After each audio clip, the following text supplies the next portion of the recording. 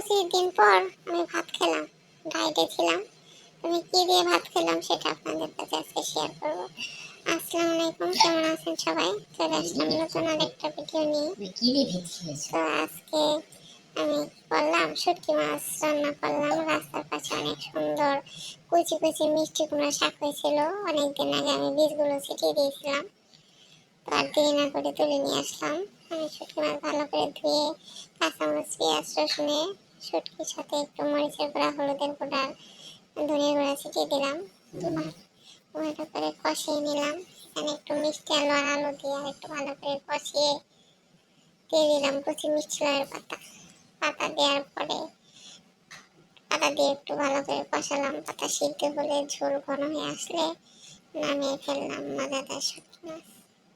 আপনারা সবাই আমার ভিডিওতে লাইক কমেন্ট শেয়ার করবেন, পাশে থাকবেন।